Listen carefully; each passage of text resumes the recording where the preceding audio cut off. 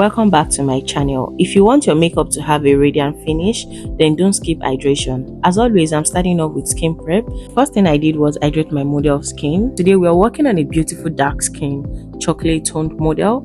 So next up, I went in with my Embryolisse moisturizer. This moisturizer is so good. You don't need to pair it with another moisturizer. This moisturizer alone is enough to take your makeup game from 0 to 100. Trust me guys, I will always plug you to the best product. To get the best result from your skin prep, massage each product into the skin. So right now, I'm applying the moisturizer evenly all over my model's face. Next, I went in with my mattifying primer and I applied it to her T-zone. Remember I told you your T-zone is the area that is prone to oil. So your primer is not going everywhere. The only thing that is permitted to go under your eye is your moisturizer. Please take note, we have different skin prep for different skin types. If you have dry skin, do hydrating products. If you have oily skin, do mattifying products. Next is foundation. For foundation, I went in with my V Beauty foundation mixed with L'Oreal. Everything will be listed in the description box. So for foundation, when I'm doing my foundation, I always make sure I check the undertone. One thing about Cityglams is the foundation, the skin work would always eat. When you're doing your foundation, make sure that your face, your body, your neck, everything rhymes, like blends in together. Honestly, I like this type of skin work that someone can hardly tell that you are wearing makeup or you have foundation on. Now, this is the right way to blend. You tap or you dab, and make sure you are using a damp beauty sponge.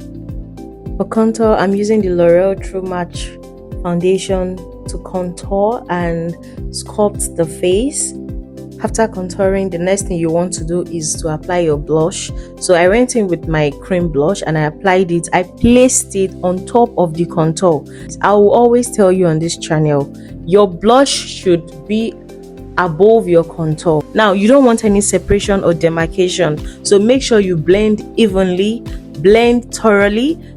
I love using a deep orange blush for my dark skin girlies.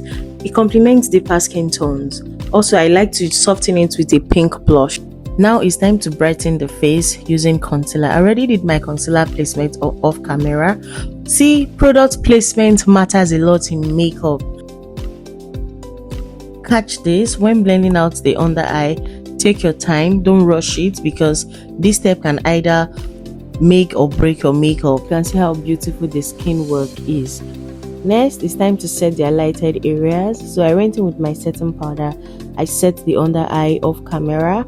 Then I proceeded to set the rest of the highlighted areas. The under eye comes first.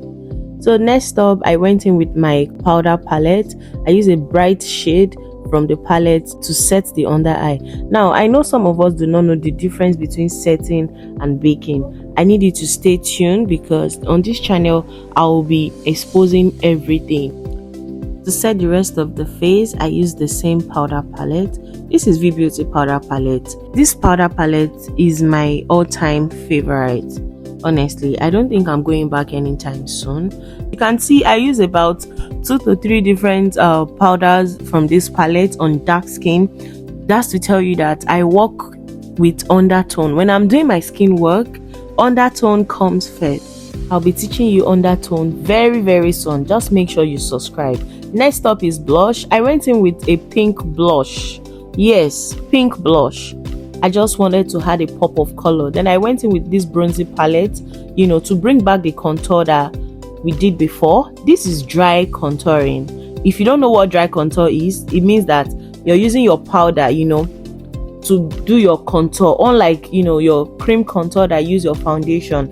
What I'm doing right now is dry contouring, like we call it powder contour, dry contour. Okay, now I just snatched my model's nose, then I went in with my Morphe spray just to set and lock in the makeup. Do not ever skip this step.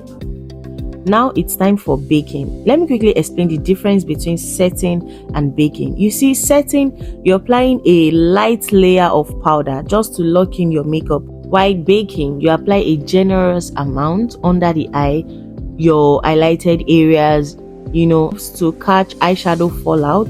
and it gives you your under eye a more brighter effect. I did some reverse contour, I did some nose snatching and all of that. This step, you don't want to skip it when doing your makeup. I have so many teas I will be spilling out. Okay, now for eyebrow, I'm using my Damel brow gel to tame the brows. If you want to have that sleek, natural looking brows, make sure you go in with your brow gel. Now I set the brows. Like I said, your setting powder can do so many things for you, but the most important thing your setting powder does is to control oil. Next up, I went in with my eyeshadow primer and then my all-time the Annie's Beauty brown eyeshadow palette. For the eyes, I'm starting with this warm brown shade and I'm using a fluffy round brush. So we are creating a smoky base. I like to begin with brown. You see, when I'm creating a smoky eye base, I start with a lighter brown, something warm and lighter as well. Then I gradually build it up. For the eyelid, I'm using a very deep brown shade just to smoke out the eyes. And also, I would like to tell you this: if you want your pigment to come out really well, the way I do my smoky eye on dark skin is different from the way I do on light skin. For dark skin, I love that intensity. Like, I love to intensify the eyes with black eyeshadow because it comes out really well. If I want to soften it, I mix it with coffee brown. Then I'm using this yellow blush just to add a pop of color to the crease. Next up, I went in with a yellow pigment from Glam Cosmetics to pop out the eyelid. I did the eyes off camera. Actually, my phone wasn't recording, so I'm sorry. Next, I went in with a yellow blush from the Annie's Beauty. Then I applied to the lower lash line. To complete the lips, I'm using the Country Girl kit from Cityglams Cosmetics. I'm applying the light pink gloss from the kit to make the lips pop. You guys, Cityglams Cosmetics is my brand. Do well to patronize. Okay, now look at the lips. Next, I went in with my Morphe setting spray to set the makeup. Then I use my FBH locking spray. This locking spray will hold your makeup throughout the day. Then I use my So Pro highlighter, loose highlighter, to pop out the makeup. You guys, I know I've been away for a while, but your girl has been super busy. Thank you for sticking with me. Thank you for supporting my channel. Cityglams Diaries is growing. If you enjoy watching this tutorial, please don't forget to like, comment and share with your friends. Also, we're on the road to 1,000 subscribers. I want you all to be a part of my journey. Cityglams Diaries is growing, glowing. You know, the very first video I said we are growing, we are learning and we are glowing together. Love you all. Bye.